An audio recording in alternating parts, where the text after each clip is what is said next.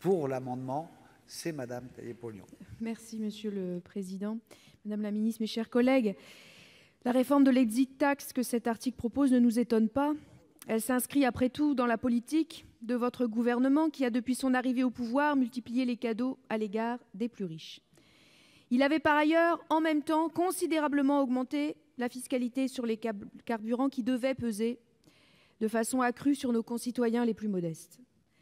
Cette suppression de l'exit tax ne nous étonne pas donc, mais elle nous attriste et même qu'elle soit encore ici dans ce projet, nous atterre. Par cette disposition, le gouvernement ouvre en effet la voie à tous les abus et encourage l'optimisation fiscale.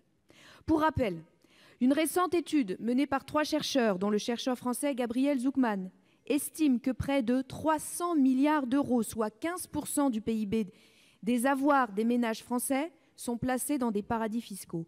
Or, au lieu de mettre en place des procédures pour rapatrier ces ressources et les imposer, le gouvernement préfère en favoriser la fuite, en facilitant le transfert de domiciles fiscaux vers l'étranger. Le gouvernement propose dans cet article de ramener l'actuel délai de surveillance suivant le départ hors de France de 15 ans à 2 ans et à 5 ans pour les participations de plus de 2,57 millions d'euros. Par ce biais, le gouvernement permet donc aux contribuables qui transfèrent leur domicile fiscal hors de France de ne pas être imposés sur les plus-values qu'ils réaliseront s'ils cèdent leurs titres et participations 2 ans après avoir quitté la France. Ce délai de 2 ans n'est pas suffisant.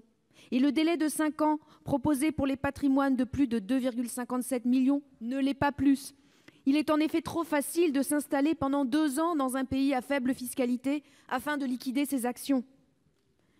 La majorité présidentielle fait encore une fois un cadeau aux contribuables français les plus riches, alors que nos concitoyens les plus modestes étaient censés subir la hausse de la fiscalité et du carburant, mais vont quand même subir la sous-indexation des pensions de retraite et de plusieurs prestations sociales.